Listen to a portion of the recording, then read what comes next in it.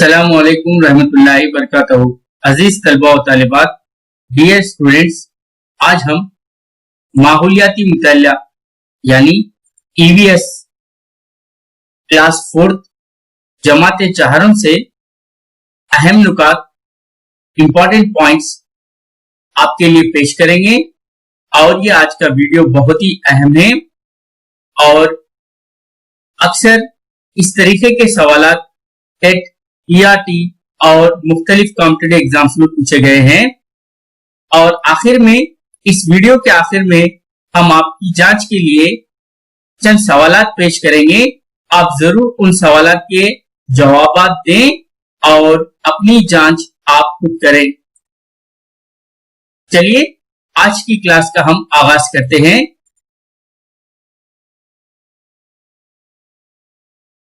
Fifth lesson, हमारे अतराफ व अखनाफ पाए जाने वाले पौधे। ये जमाते चहारुम यानी 4th क्लास का 5th लेसन है। अब हम इसके अहम नुकात को यहां पर देखेंगे। तुराई, करेला, चमेली के तने नाजुक होने की वजह से किसी दरख्त या सहारे की मदद से बढ़ते हैं, इन्हें बेलें कहते हैं। तुराई, करेला, चमेली के तने नाजुक होने की वजह से किसी दरख्त या सहारे की मदद से बढ़ते हैं, इसीलिए इन्हें बेलें कहते हैं। यानी बेलें जो होती है वो सहारे की मदद से आगे बढ़ती हैं। दूसरा पॉइंट इस तरह है, गेंद, मिर्च, गुलाब में तने पर एक साथ शाखें फूटती हैं, इन्हें पौधे या झाड़ियां कहा जाता है। गेंद, मिर्च, गुलाब में तने पर एक साथ शाखें फूटती हैं, इन्हें पौधे या झाड़ियां कहा जाता है। इमली, आम, पीपल, इनके पेड़ बहुत बड़े होते हैं, ये दरख्त कहलाते हैं। इमली, आम, पीपल, इनके पेड़ बहुत बड़े होते हैं, ये दरख्त कहलाते हैं। पौधों में आमतौर पर जड़, तना, पत्ते, फूल और फल पाए जाते हैं। पौधों में आमतौर पर जड़, तना, पत्ते, फूल और फल पाए जाते हैं। पौधे का वो हिस्सा जो जमीन के अंदर नमू पाता है, जड़ कहलाता है। पौधे का वो हिस्सा जो जमीन के अंदर नमू पाता है, जड़ कहलाता है। चलिए नेक्स्ट पॉइंट देखते हैं। जड़ें पौधे को सहारा देती हैं और पानी और मादनी नमियात को हासिल करती है जमीन से। जड़ें पौधे को सहारा देती हैं और पानी और मादनी नमियात को हासिल करती है।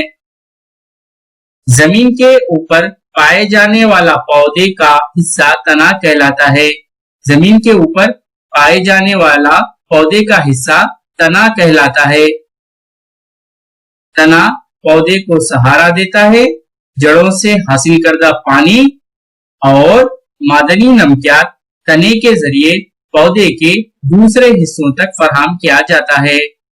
तना पौधे को सहारा देता है, जड़ों से हासिल करदा पानी और मादनी नमियात तने के जरिए पौधे के दूसरे हिस्सों तक फराहम किए जाते हैं। पौधे में ग़िज़ा को तैयार करने वाला हिस्सा पत्ता होता है, यानी पौधों में ग़िज़ा पत्तों में तैयार होती है। पौधे में ग़िज़ा को तैयार करने वाला हिस्सा पत्ता होता है। पत्तों में क्लोरोफिल नामी मादा पाया जाता है, जिसकी वजह से पत्ते हरे रंग के होते हैं। पत्तों में क्लोरोफिल नामी मादा पाया जाता है, जिसकी वजह से पत्ते हरे रंग के होते हैं। पौधे के जितने ज्यादा पत्ते होंगे, इतनी ज्यादा ग़िज़ा पौधे में तैयार होगी। पौधे के जितने ज्यादा पत्ते होंगे, इतनी ज्यादा ग़िज़ा तैयार होगी। दुनिया का सबसे बड़ा फूल रुफ्लेशिया है। इसका खुतर 1 मीटर और वजन 4 किलो होता है। दुनिया का सबसे बड़ा फूल रुफ्लेशिया है। इसका खुतर 1 मीटर और वजन 4 किलो होता है। रुफ्लेशिया फूल की बू बदबूदार सड़े गोश्त की तरह होती है, जो 2 किलोमीटर तक महसूस की जाती है। रुफ्लेशिया फूल की बू बदबूदार सड़े गोश्त की तरह होती है जो 2 किलोमीटर तक महसूस की जाती है। चंद पौधे जैसे जवार, मकई, अनार में बीज बहुत ज्यादा होते हैं। चंद पौधे जैसे जवार, मकई, अनार में बीज बहुत ज्यादा होते हैं। मुर्दा जानवर, दरख्त, जमीन पर गिरे पत्ते, जानवरों का फुजला, ये तमाम जमीन में मौजूद खुर्दबीनी अजसाम से सड़ जाते हैं और जमीन को जरखेज बनाते हैं। यानी जब पत्ते या मुर्दा जानवर जमीन में गल जाते हैं तो वो जमीन को वहां की जरखेज बनाते हैं। केचुए को किसान दोस्त कहा जाता है। केचुए को किसान दोस्त कहा जाता है क्योंकि केचुआ जमीन को मसामदार बनाता है और जमीन को जरखेज बनाता है, इसलिए केचुए को किसान दोस्त कहा जाता है। पाराथीनम पौधे को कांग्रेस वीड कहते हैं। पाराथीनम पौधे को कांग्रेस वीड कहते हैं। ये पौधा अमेरिका से गेहूं दरामद करते वक्त यानी गेहूं वहां से लाते वक्त नाकारा बीज की शक्ल में हिंदुस्तान आ गया। इस पौधे की वजह से फेफड़े, आंख और जिल्द की बीमारियां लायक होती है। पाराथीनम पौधे को कांग्रेस वीड कहते हैं। ये पौधा अमेरिका से गेहूं दरामद करते वक्त यानी लाते वक्त नाकारा बीज की शक्ल में हिंदुस्तान आ गया। इस पौधे की वजह से फेफड़े, आंख और जिल्द की बीमारियां लायक होती है। नेक्स्ट पॉइंट देखते हैं हम। हवा के जरिए बीज एक जगह से दूसरी जगह मुंतकिल होते हैं और तंबियत पाते हैं। मसलन आक का पौधा यानी आक के पौधे के बीज हवा के जरिए एक मुकाम से दूसरे मुकाम को मुंतकिल होते हैं और वहां पर तंबियत पाते हैं, यानी उनसे पौधे छोटे छोटे कोंपले निकलते हैं। बकरियों, भेड़ों और मेंढों के खेतों में चरने के दौरान जिस्म से चंद बीज चिपक जाते हैं। जब ये दूसरे मुकाम पर पहुंचते हैं, ये बीज इनके जिस्म से गिर जाते हैं और तंबियत पाने लगते हैं। मसलन घोकरू, बकरियों और भेड़ों से घोकरू जब ये चिपक जाते हैं और बकरियां और भेड़ें दूसरे मुकाम को जाते हैं और वहां पर ये बीज गिरने की वजह से वहां पर दरख्त उगते हैं। चलिए नेक्स्ट पॉइंट देखते हैं। बीज तंबियत पाने के लिए हवा, पानी और सूरज की रोशनी मुनासिब मकदार में जरूरी है। यानी बीज के उपजने के लिए, तंबियत पाने के लिए हवा, पानी और सूरज की रोशनी का होना जरूरी है।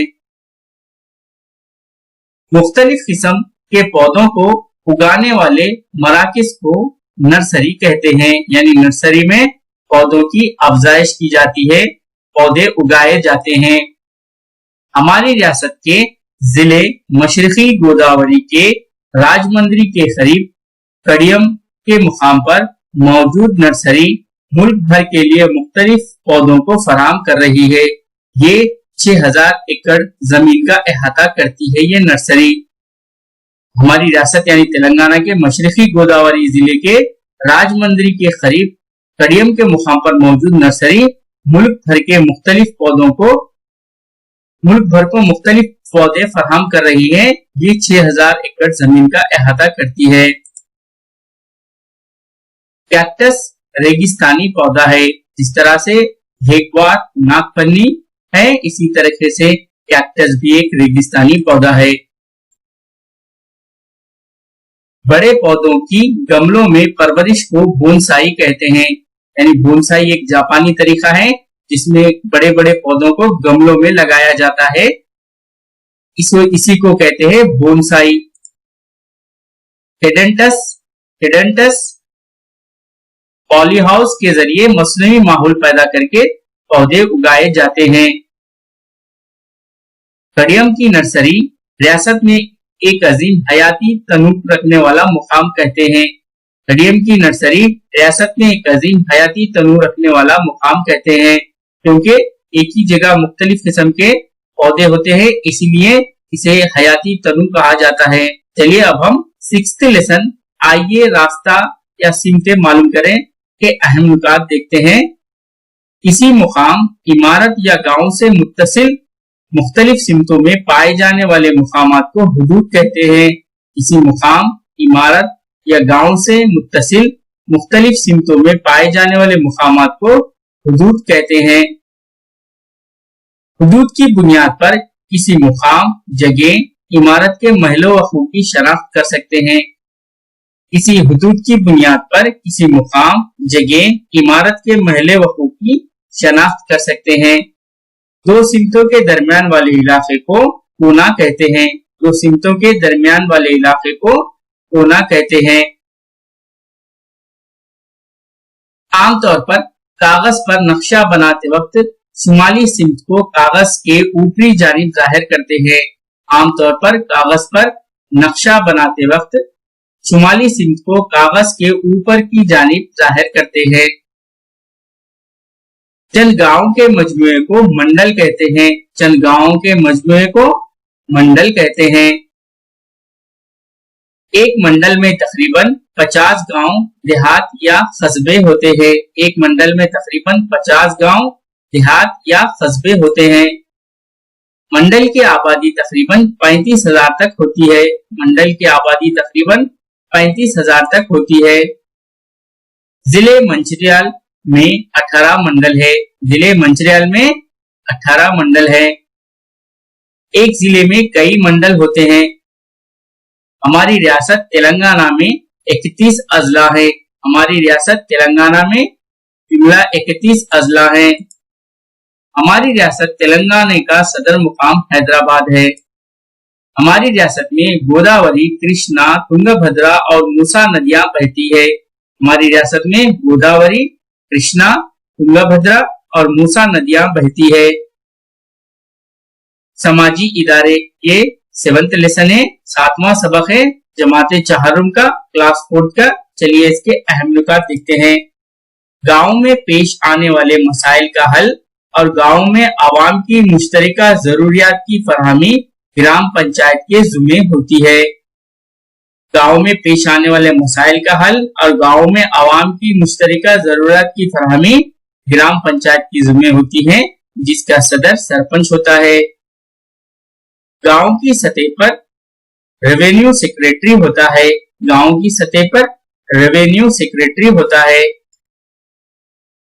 इंसानी आंख में पाए जाने वाले जाननुमा हिस्से को आइरिश कहते हैं। इंसानी आंख में पाए जाने वाले जाननुमा हिस्से को आइरिश कहते हैं। आइरिश कैमरे को मिमिजियो ने इजाद किया। आइरिश कैमरे को मिमिजियो ने इजाद किया। राशन कार्ड खानदान में मौजूद तमाम अफराद के लिए शनाख्ती कार्ड है। राशन कार्ड खानदान में मौजूद तमाम अफराद के लिए शनाख्ती कार्ड है। गांव की सतह पर फसलों की तफसीलात दर्ज करने की जिम्मेदारी रेवेन्यू ऑफिसर यानी वीआरओ की होती है। गांव की सतह पर फसलों की तफसीलात दर्ज करने की जिम्मेदारी रेवेन्यू ऑफिसर वीआरओ की होती है। राशन कार्ड जिला सिविल सप्लाई ऑफिस से दफ्तर तहसीलदार से फर्द को जारी किया जाता है। राशन कार्ड जिला सिविल सप्लाई ऑफिस से दफ्तर तहसीलदार से फर्द को जारी किया जाता है। यानी पहले जिला सिविल सप्लाई ऑफिस से तहसीलदार ऑफिस को भेजा जाता है, तहसील ऑफिस को भेजा जाता है, वहां से फर्द को दिया जाता है। सफेद राशन कार्ड के जरिए हुकूमत की अर्जा फरोशी यानी कंट्रोल शॉप, जिसे उर्दू में अर्जा फरोशी कहते हैं, से निहायत ही कम कीमत पर ग़िज़ाई अशिया फराहम की जाती है। यानी सफेद राशन कार्ड रखने वालों को कंट्रोल शॉप से निहायत ही कम कीमत पर ग़िज़ाई अशिया फराहम की जाती है। क्योंकि दो किस्म के कार्ड होते हैं, सफेद कार्ड और पिंक कार्ड। चलिए नेक्स्ट देखते हैं। मंडल की सतह पर तहसील होती है, इसको मंडल रेवेन्यू ऑफिस भी कहा जाता है। मंडल की सतह पर तहसील होती है, इसको मंडल रेवेन्यू ऑफिस भी कहा जाता है। नेक्स्ट देखते हैं। मंडल रेवेन्यू ऑफिस गांव के तमाम खानदानों को राशन कार्ड फराहम करता है। मंडल रेवेन्यू ऑफिस गांव के तमाम खानदानों को राशन कार्ड फराहम करता है। मालगुजारी यानी फसल होने वाली जमीनों के मालिकीन से टैक्स की वसूल करना, ये है मंडल रेवेन्यू ऑफिस के काम। मालगुजारी यानी फसल होने वाली जमीनों के लिए मालिकीन से टैक्स की वसूल करना। दफ्तर मंडल प्रजा परिषद के काम। दफ्तर मंडल प्रजा परिषद के काम क्या है देखते हैं अब यहाँ पर हम। दफ्तर मंडल प्रजा परिषद मंडल डेवलपमेंट ऑफिसर के जेरे निगरानी काम करता है। मंडल डेवलपमेंट ऑफिसर के जेरे निगरानी दफ्तर मंडल प्रजा परिषद काम करता है। 43वीं सतह तक तालीम देना, ये भी मंडल प्रजा परिषद की जिम्मेदारी है। मंडल में सड़कों की तामीर करना और इनकी मरम्मत करना, ये भी दफ्तर मंडल प्रजा परिषद की जिम्मेदारी है। साफ पीने के पानी की सरबराही, सेहत, बहबूद, अतफाल, सफाई वगैरह, ये तमाम दफ्तर मंडल प्रजा परिषद के काम हैं। यानी साफ पीने के पानी की सरबराही, सेहत और बहबूद अतफाल यानी बच्चों की साफ सफाई वगैरह, सेहत, तालीम का इंतजाम दफ्तर मंडल प्रजा परिषद के काम में है। चलिए आगे देखते हैं। तहसील इदारे का दफ्तर। तहसील इदारे के दफ्तर के क्या काम है? गांव के रेवेन्यू ऑफिसरान और मंडल के दफ्तर के अमले की निगरानी करना। गांव के रेवेन्यू ऑफिसरान और मंडल के दफ्तर के अमले की निगरानी करना। जात पात के सदाकतनामे यानी कास्ट सर्टिफिकेट और इनकम सर्टिफिकेट जारी करना, ये तहसील इदारे के दफ्तर से होता है। इसे आमदनी का सदाकतनामा कहा जाता है। अवाम को बंधु मजदूरी से रिहा करना। अवाम को बंधु मजदूरी से रिहा करना। किसानों को पट्टादार पासबुक पट्टाजात मंजूर करना। किसानों को पट्टादार पासबुक पट्टाजात मंजूर करना। अराजी के तनाजात को हल करना, ये तहसील इदारे के दफ्तर के काम हैं। इब्तदाई सेहत का मरकज यानी PHC centre, primary health centre के क्या काम होते हैं देखेंगे। कौमी निगहदाश्त सेहत के प्रोग्राम की मंडल की सतह पर अमलावरी करना। माँ बच्चा तहफ्फुज स्कीम के तहत इब्तदाई सेहत के मराकज में ज़चगी करवाना। मंडल रिसोर्स सेंटर, इसके क्या काम है देखेंगे हम। मंडल में मौजूद तमाम स्कूली उम्र के बच्चों को स्कूल में दाखिला दिलवाना। मंडल रिसोर्स सेंटर का काम है कि मंडल में मौजूद तमाम स्कूली उम्र के बच्चों को स्कूल में दाखिला दिलवाना। वक्त मुकर्ररा पर स्कूल न आने वाले असातिज़ा के खिलाफ तादीबी कार्रवाई करना। वक्त मुकर्ररा पर स्कूल न आने वाले असातिज़ा के खिलाफ तादीबी कार्रवाई करना। मदारिस में दोपहर के खाने की स्कीम की अमलावरी का मायना करना, ये मंडल रिसोर्स सेंटर के काम है।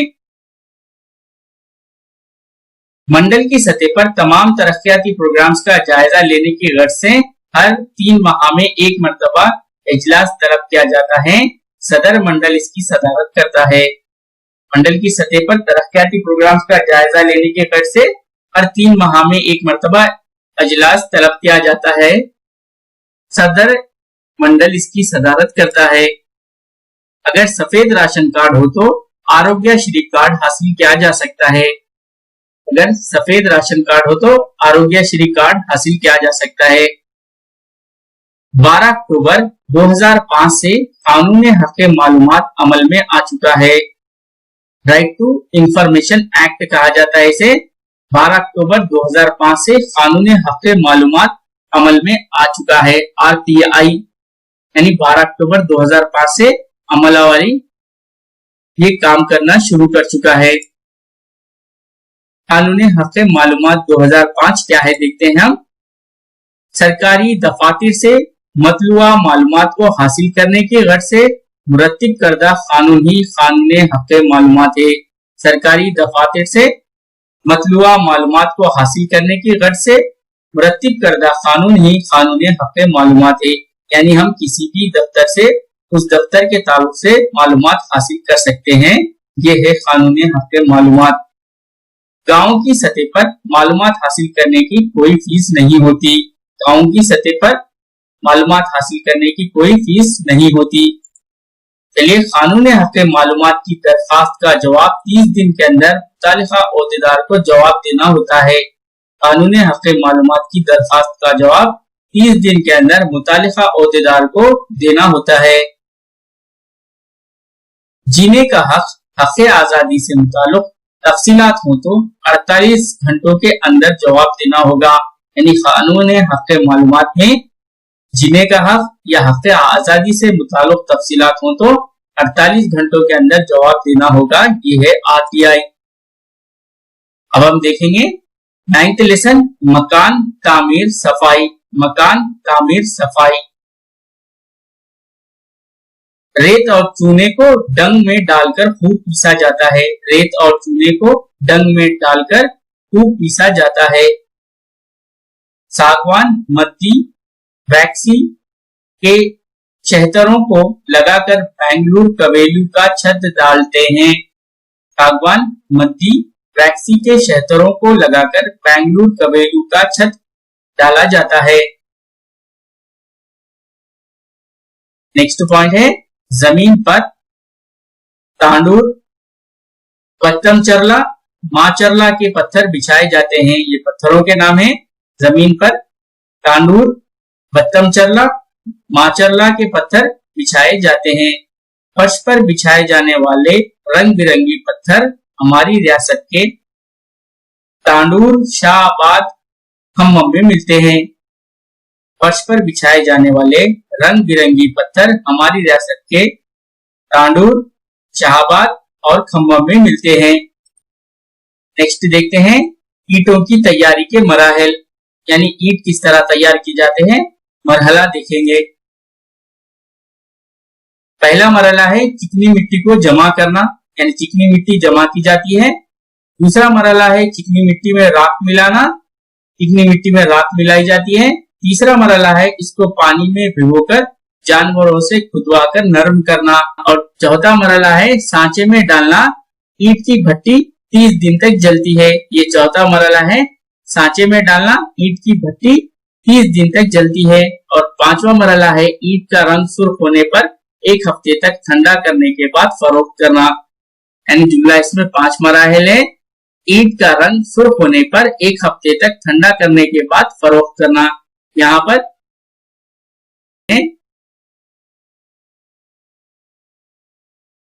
1826 ईस्वी में अंग्रेजों ने सबसे पहला मकान बनाया। 1826 ईस्वी में अंग्रेजों ने सबसे पहला मकान बनाया और वो कहां पर बनाया, आसाम, मेघालय और नागालैंड रियासतों में अक्सर मकान लकड़ी के बने होते हैं। आसाम, मेघालय और नागालैंड में अक्सर मकान लकड़ी के बने होते हैं। बारिश का पानी जिस रास्ते से गुजरता है इस रास्ते को अस्लेट्स कहा जाता है। बारिश का पानी जिस रास्ते से गुजरता है इस रास्ते को अस्लेट्स कहा जाता है। यानी इन लकड़ी के मकानों में बारिश के पानी के गुजरने के लिए जगह बनाई जाती है जिसे अस्लेट्स कहा जाता है। शहर श्रीनगर में वाक़े जहलुम नदी पर डोंगा नामी कश्ती के मकानों में सयाह सफर करते हैं। शहर श्रीनगर में वाक़े जहलुम नदी पर डोंगा नामी कश्ती के मकानों में सयाह सफर करते हैं। नेक्स्ट पॉइंट है हमारी रियासत तेलंगाना के तांडूर इलाके में रंगीन पत्थर दस्तयाब हैं। हमारी रियासत तेलंगाना के तांडूर इलाके में रंगीन पत्थर दस्तयाब हैं।